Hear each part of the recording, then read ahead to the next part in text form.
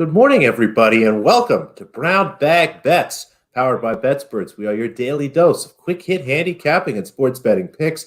Andy wearing the lovely BetSperts long sleeve there. It's like a little zipper up. Unfortunately, you can't get those, folks, but we have sweatshirts you can get.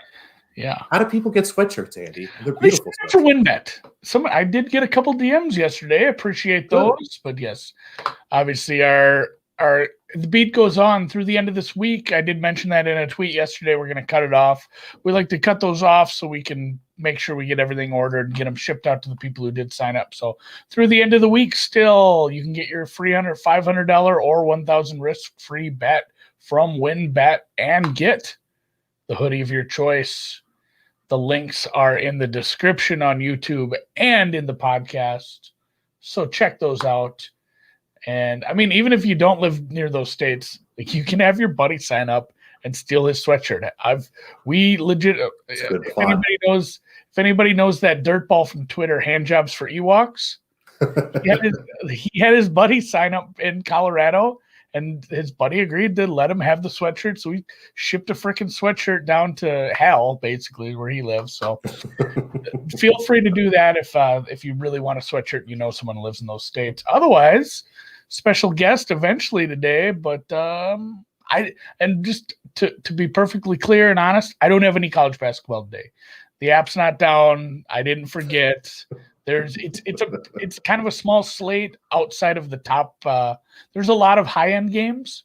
There's not a lot in the smaller conferences today. So there's a few. The only one that did pop, I will say that Ohio was higher. I have a high enough number on them to make that a slight edge, almost playable. And now the fact that it's drifting away from them and they're a mild dog, it is probably an edge. But they haven't played for quite a while. They're coming off a big break. I'm not 100% sure how I feel about backing somebody off a big break on a day game this part of the season. So if you want some DGen action, I will give you my blessing to put a few bucks on Ohio money line. I think it's plus 105, plus 110 right now. So that's about it. And I'm just gonna kind of put it on Alex today to come up with the picks. I ran out of winners. That's okay. You need a break from all that winning. It's exhausting. But we'll go back. We got a little tennis, and I do have some NBA. We'll see if our guest here gets in time. But for now, we'll start with some tennis. I know you love these, Andy. We got a couple totals today.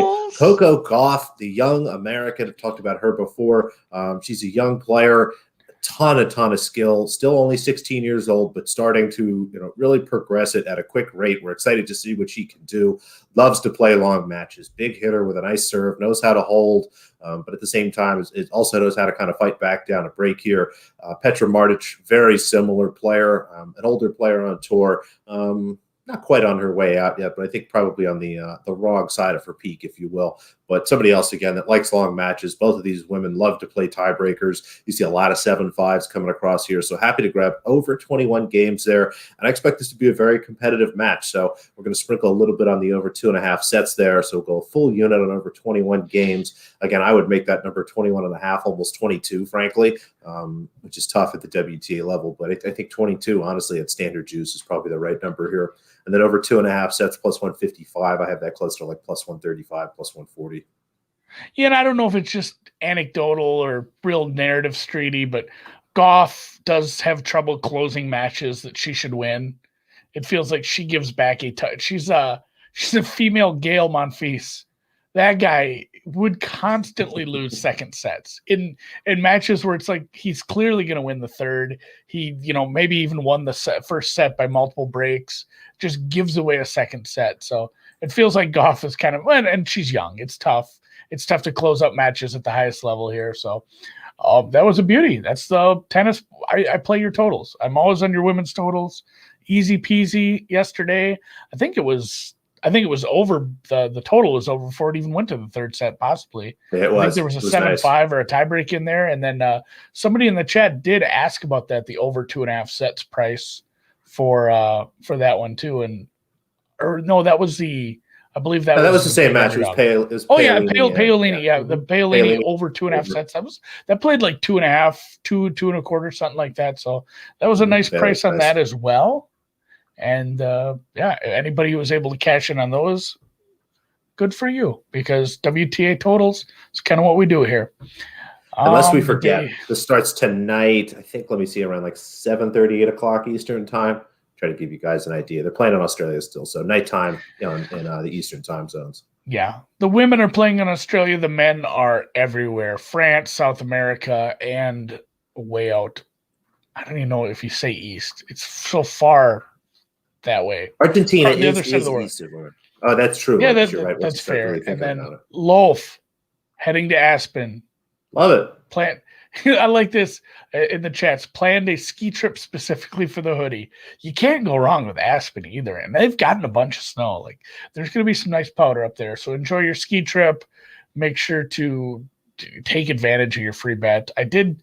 I love this YouTube channel. You should follow this YouTube channel. But I have shared a video a couple times with some people asking how to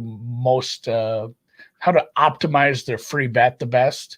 And Captain Jack, friend of we've had him on the deep dive. He's an overall good guy, and he does some great videos too. So I have shared a video of his a couple times. If you have questions about, if you can't find that, it's just on his YouTube channel. It's basically like how to use free bets, how to use. I think maybe the word bonuses is in it, but he has a video about how to use bonus bets, how to use free bets to make the most of your money, and it's a good way to, if you want to take this $1,000 free bet in Michigan and make sure you come out with some cash out of it. It's a good one to watch. So, all right, NBA. I got nothing else.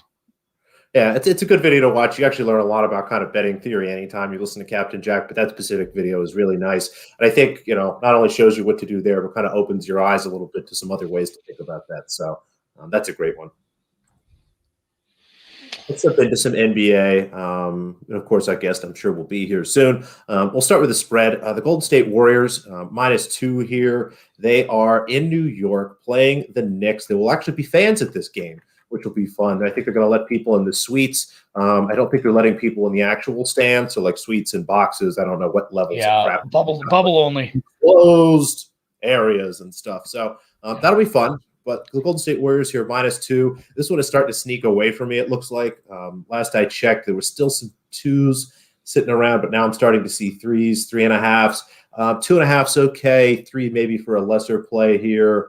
Actually, 3's probably okay, but getting pretty close there. I actually grabbed 1.5 this morning. If you follow me on the BetSperts app, Alex Christensen with no space. We've got a 1.5 this morning, so just a little bit better. Like the spot for Golden State. I think this number opened close given what happened to Steph Curry in the last game there and how he got kind of pulled off the court. It looks, by all indications, that he's okay and that maybe whatever contact tracing or something he's going to go through, looks like he's going to be all right. Play tonight, he's listed as probable. I think part of the reason Golden State has taken money, frankly, is because maybe somebody knows that he's actually playing. But like the Warriors here in this spot, like them to win. Again, I would play it out to -3. If Curry is announced, jump in there quickly and see if you can get in before people move it. I'm sure it will move a few points there. But for now, let's stick to 3 or better.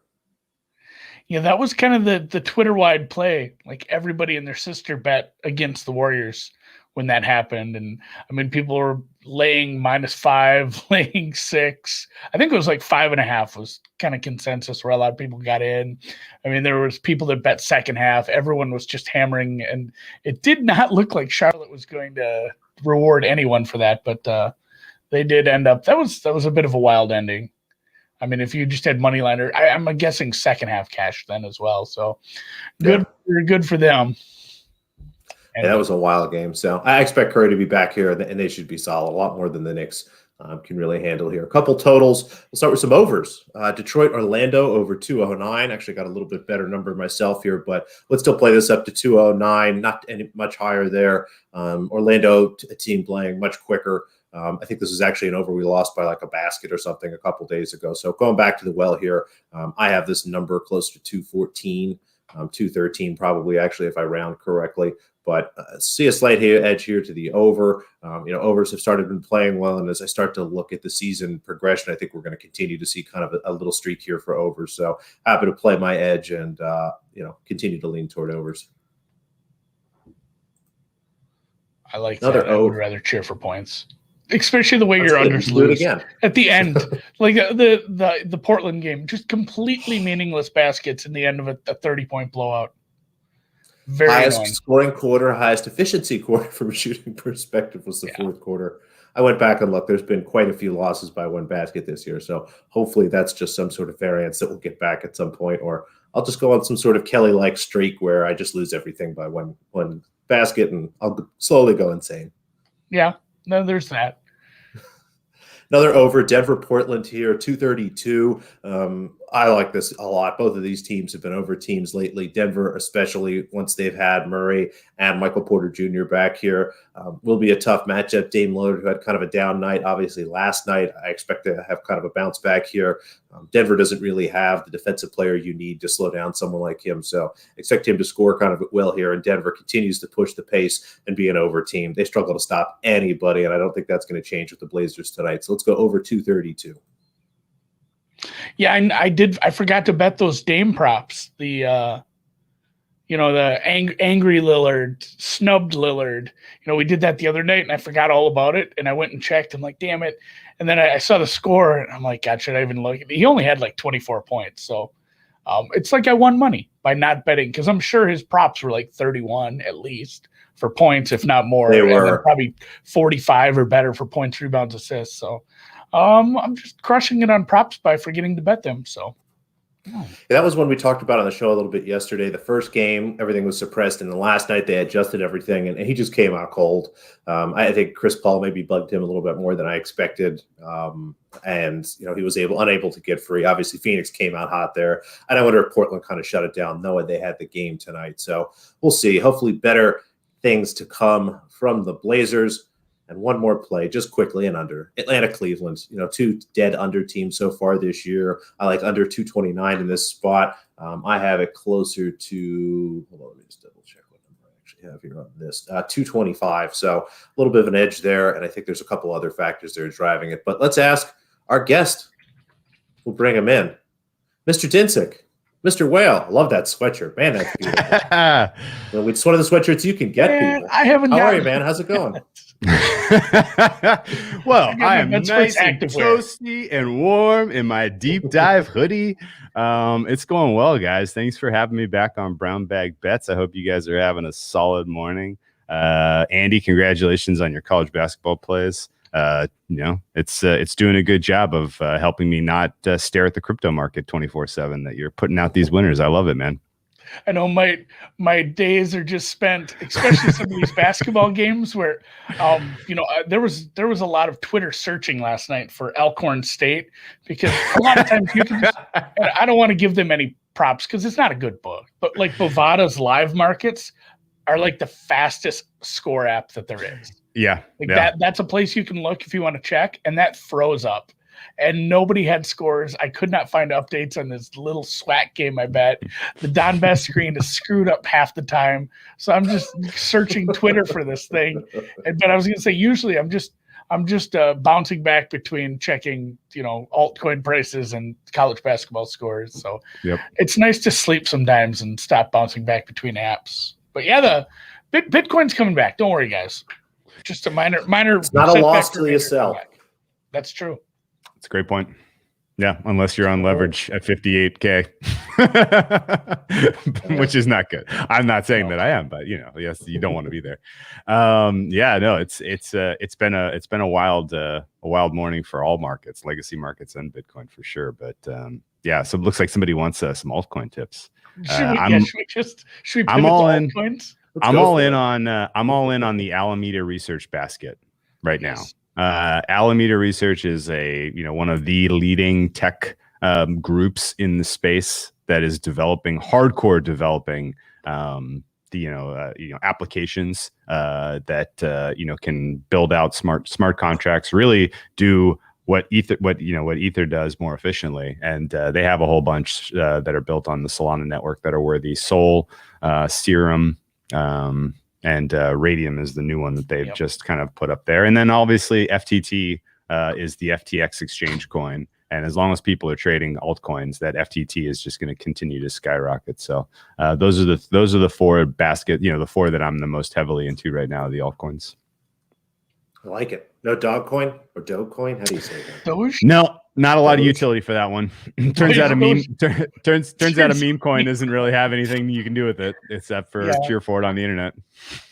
Yeah, its usefulness turned out to be non-existent. So, but no one's taking Dogecoin anytime soon. I can't buy a pizza from Domino's or a Tesla with that. Yeah, there's very little usefulness in that. So, but yeah, just diamond hand it up. And don't get into some of the real shitty ones.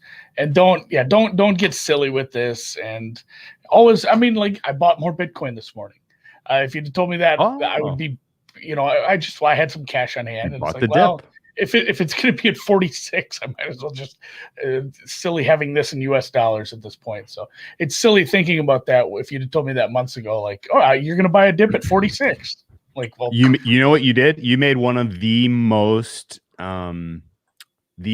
profitable trades historically over the last 4 years, which is when the RSI for Bitcoin is below 35. It is a huge buy signal, and it dipped below 35 for like an hour today before getting rocketing back up into the 48. Which worked out because that's when I woke up.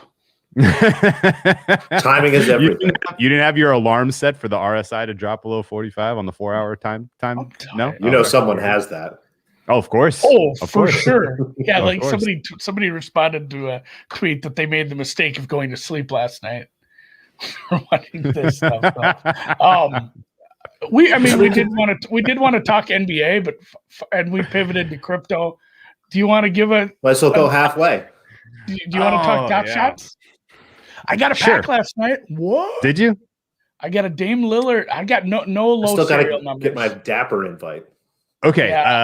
Yeah. So I do you want the 4-year vision on this or like the 20-year vision on this? Because in the 4-year cycle, these moments that are being purchased now at the prices they're being purchased for seems pretty unsustainable to me, just because it's the platform itself is buggy. It's scaled up to a degree that they are having trouble handling the current size of people using it. The Dapper, interface itself stinks. It doesn't, it needs to add massive amount of functionality to be kind of a long-term winner in this space where because other projects, if you want to gauge a crypto project, you got to go use it yourself. You got to go do it yourself. Move some coins into, go get a wallet there, move some coins in and out, feel how like fluid it is. Is it taking 10 minutes or is it taking multiple hours? Or in the case of getting your money out of Dapper, is it taking multiple months and you still can't get it out? Like that's a bad sign for sure. If if it's clunky, if it's not smooth, if the technicals are not there, that's a problem. And I would say that there are a lot of warning signs about the Top Shot that I'm not getting involved financially, even though it has been a massive winner for a lot of people who have been involved. Now, speaking specifically to the moments themselves and the idea of like a digital trading card, brilliant. Like trading cards themselves, physical trading cards, the fact that those are worth money is kind of wild to me, right? They're scarce, they're collectible. People are spending money for physical trading cards. That's crazy to me. The digital ones, at least, there's a promise of a little bit more of an experience as you view your moment. You're like, oh yeah, this was this cool thing that happened. I remember that. Like I was a fan of this team or this player and something awesome happened. But it's still just a YouTube clip. It's still just a GIF, right? Yeah. In 10 years' time, if they continue to take the money that they're getting now that's inflowing into this community and they build this out, and like VR is ubiquitous, everybody has VR glasses or whatever, and you can look at your Top Shot, 3D experience, you're sitting courtside watching that play, in VR, like that has the potential to be absolutely the future of collectibles with sports, and it can be massive, and hopefully that's where they end up. But the idea that once you get there and you have a VR experience with this amazing play that you own the moment to in your museum, your digital museum or whatever, like that's what are you doing with your Gen 1 moments? Like what usefulness are they? They're just hanging on a wall like the single GIF now, right? And I don't know if they can add layers to the existing moments where you can experience them as tactily as you will be once you get to Gen 4, 5, 6. But so I guess my feelings on this are pretty mixed, because short term, I think it's insane and the prices are ridiculous. But long term, this is absolutely seems like the future of collectibles, digital collectibles especially. Yeah, it does just feel like a bubble that's going to pop. But at the same time, like the underlying idea, it's not that much different. Like people, well, it's not something physical. Well, really, the physical thing's a piece of fucking cardboard. Like, you know, a baseball card. Like the fact it's nostalgia. It's nostalgia. It's like, it's a picture. Cool. It's a picture on a piece of cardboard, which what drives the price of, you know, collectible cards was the rarity, or the fact that it was, you know, this is a rookie card, or this is a rare insert into a pack. So I guess I can get behind that part, but the fact that some of these are selling for multiple hundreds of thousands of dollars, super not sustainable. That bubble should pop. I'm fine with this stuff going forward, but yeah, like that. So I would not be someone who would be paying some of the top dollars right now. Like a couple months ago, you paid like a couple $1,000s for a moment that was rare, and you can flip it now for 10 times that. That's fine. This is not a good market entry time. Like, try to get in some packs, try to get some low end stuff, or just collect a few players you like on your team that are cheap for, like, you know, common moments that are only like $15-20 a pop. Do something like that. I don't know if this is, I'm going to put my savings into this. I'm going to buy a $30,000 moment, hope to flip it for $100 in a month, because somebody's going to be holding that bag eventually. You don't want to be that guy. Yeah. And there's no way to tell when the bag holding starts, because presumably the people who are verified, who can get money off, if they decide, oh wow, there's this other interesting NFT that has popped up that I am now interested in. These are even more rare. These crypto punks are even more rare. They're not making any new ones, right? Like, this new hot artist is making like actual real digital art that I can buy with my NFT. So, you know, like the minute that people try to move money and can move money out of this, you know, you could be holding the bag, and there's no way to tell when that's going to happen. So, you know, I would kind of echo all your sentiment, which is, you know, putting a decent chunk of capital in now and starting to try to buy and collect these, to me seems unwise. But again, if you had told me baseball cards in 2021 are going to be worth blank in 2000, and I had said, you know, I probably would have bought a bunch of baseball cards.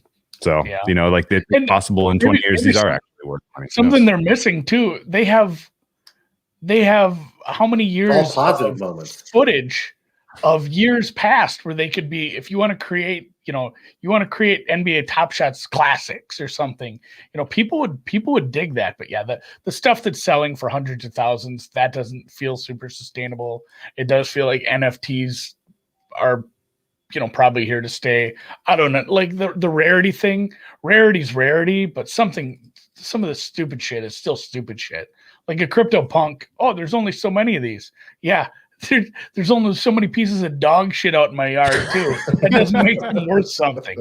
Like rarity needs to be combined with desirability, and the crypto punk thing is just getting pumped by some people, which is, that one feels stupid as hell. Like, sports are fun. Pixelized pictures of dudes with 3D glasses doesn't sound as fun. So I don't know what to make of that, but I don't know. We got a pretty fat slate, and we were going to bring you on to talk NBA, and we're already here at 25 minets. So do you have anything to say about the NBA tonight? Just if you wanted to hit on one game or anything in specific before we I bet a bunch of overnights and the prices are long gone. Does that help? No, I mean, which one should we buy back on?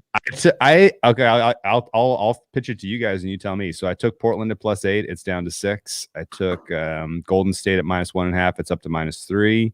I bet Dallas on the money line at +100. It's at +105. So I lost on that one. My look on Dallas is basically, I like their small ball lineup a lot. I like that fact that they won convincingly against the Grizzlies last night, even though Doncic played awful. And I think reasonably the Celtics are not finding their form the way the Heat have found their form. Like, the Celtics had their chance to kind of get their legs under them, get their guys back into the rotation, and really start to take off as a team, and they missed it. They missed their chance.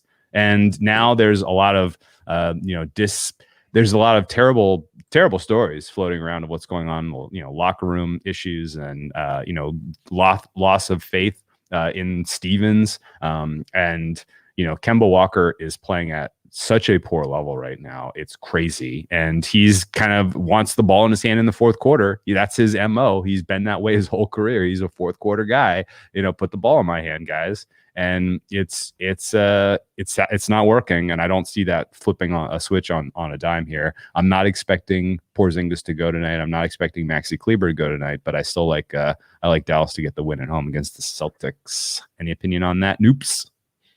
I agree with you there. I lean Dallas. It's just that's a stay away from me. Like you said, these teams are still trying to play themselves back into some shape, and I just don't know what Dallas is yet. Doncic still doesn't look right. Again, I don't know if it's a fitness thing, if it's he just has no help this year, and he's just getting killed on the defensive end. If I watch it, looks like it's a little bit of both. I think they missed some of the shooting. I think that they really would probably go back and do that Richardson-Seth Curry trade. I think that the floor is a lot smaller this year for Luka, and that's kind of what we're starting to see. So it's a stay away from me. But if I had to pick somebody, I think, like you said, with Porzingis out, weirdly, I like Dallas a little bit more than Boston. Yeah, and I would only add to that Tim Hardaway Jr. is on a heater right now. We need that to continue. Yeah, about that, man. He's a hot cold guy. It's not like night by night. The NFT bubble. Like he's the NFT bubble. It's not forever, but it's hot right now. Yes. So yeah, don't try to sell the top. It's hard. It's hard to catch. It's hard to catch a falling knife when it's going upward as well. And it looks like Noops closed his tab or something there because he's gone. So you are now tuning. Yeah, you are now tuning into the deep dive because it's just me and Drew. There he's back. So anyway, I don't know what on the side of my mouse that ruined everything. I don't know what that is. We've all closed our tab in StreamYard. It happens. So, well, thanks for coming on talking NBA, Drew. Even though we quickly pivoted, which is whatever. These are the things people, of the people wanted it. The things of the moment, the altcoins, the crypto, the NFTs. We're probably gonna have to do a freaking NFT podcast to talk about it. Yeah, we do. We will have to. I got two quick questions for Noops, though, because I don't get to talk to Noops all the time. Number one, I got down on the Heat at 18-1 to win the East. Thoughts on that? Love that number. I was trolling around looking for some Heat. I don't know if I quite got 18, but I think I grabbed They're the 16, bubble heater back. 13, bubble 15. heater back. Bubble heater back. Well, it's going to happen. They're just coming together. I mean, I keep talking about kind of the preseason attitude. They're still finishing their preseason. They haven't played hardly any games. I'd have to go back and look. Let me see. You want to know something crazy? They played with everybody. Yeah, go ahead. You want to know something crazy? You can get them to win the Southeast at -140 right now. What price would you make that? You want to know who's in the Southeast? It's the Hawks. It's Orlando. The Wiz. It's the Magic. And it's the Hornets. So you're basically betting on the Hornets to come back. I think I did you say it was -140? -140. Yeah. I ran my numbers on that today because I was like, wow, that seems crazy. I made it -400 and it's -140. I don't know if I'd go as far, but yeah, -200 is kind of like what I was thinking as I look at this, because I thought they were further behind. They're only half a game behind Charlotte. They've only had 9 games this year, basically with their full roster. I love that. I'm going to go look around for that when we're done. Just unload on that. Okay. I'm not saying I found it at 135, but I bet it at 135 already. It's out there. All right, nice. No, and it should be like 250. Just look at this, what the team is capable of. If they play at like 80% of how they played in the playoff run, like you can take Jimmy. Yeah, you can take Jimmy Butler out for the remainder of the season, and I would still bet that at -140 probably. They're that much better of a team. All right, that was the first question I had for you. Second one is women's tennis. Do you think Naomi Osaka breaks through on grass this year? And should we be betting her at Wimbledon 10-1? This is a question I've been asking a lot of my friends that frankly watch more tennis, and a lot of them are still hesitant. They don't know if she's going to be good on grass. And what I sort of keep coming back to them with is, well, then who is? Because there's not really any great women's grass players left. As much as we think Ashley Barty should be awesome on grass with her serve, and the way she slices and plays her net game, she's been terrible at just about every single Wimbledon. you look maybe somebody like Azarenka, but she generally is better on hard court. She doesn't love the grass. So I think maybe just from a general standpoint, if you find Naomi Osaka double digits to win any tournament, just bet it.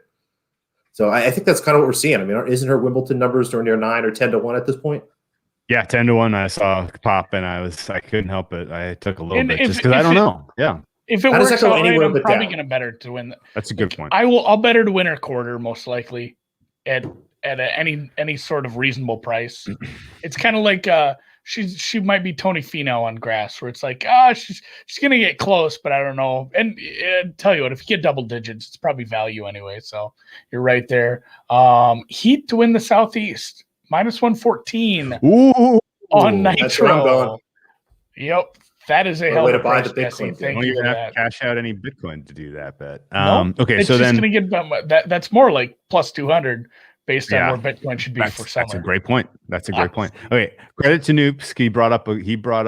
He kind of gave me back what I usually give out in terms of future advice, which is don't bet Osaka at 10-1 because you're looking to do a crystal ball if you think she's going to win. Bet it because when Wimbledon gets here, it's going to be like 4-1.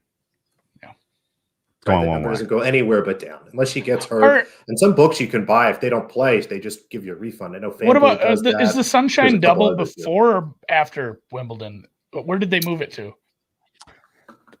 Indian Wells is not on the calendar right now. If it goes, it's going to be fall. Miami is on the calendar though, right? Well, that's all I'm thinking about. If there are some high end hard court tournaments that she plays really well at before Wimbledon, then that number gets depressed as all get up. So maybe it's way before actually. Yeah, if you do see now, Miami's supposed to be at the end of March. Okay, Miami's supposed to be at the end of March, and Wimbledon's in June.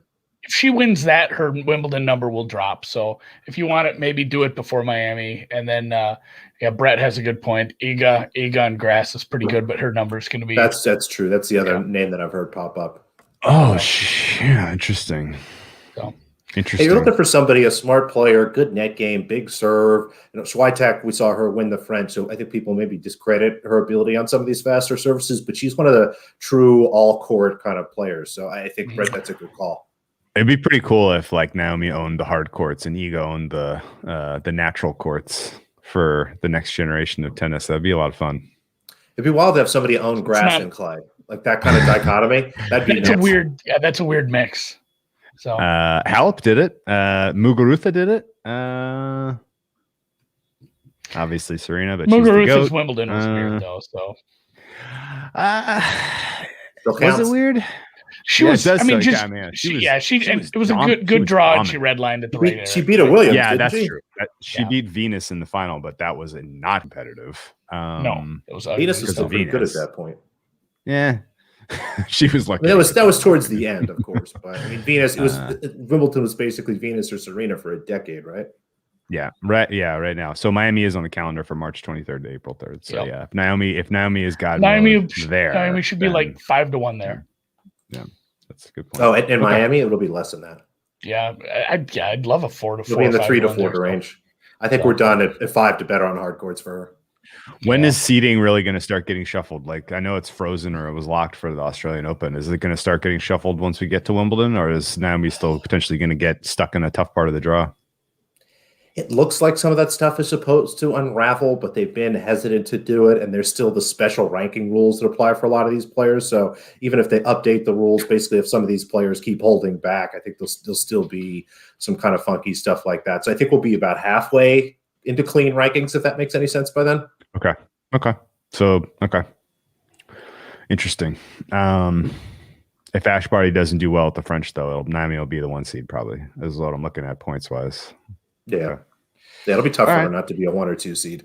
And as long as she's at the top or the bottom there, she'll be fine. Yeah, we'll have to. She just went through that draw to win the Australian Open. I mean, that was unbelievable. Doesn't matter where we'll have to get deeper into those slams once we get a little closer. It'll be fun to actually get into some normalcy, having some of the big tournaments, some of the big things at the right time this year, as we had a goofy 2021, the year of maybe a little bit back to normal. So.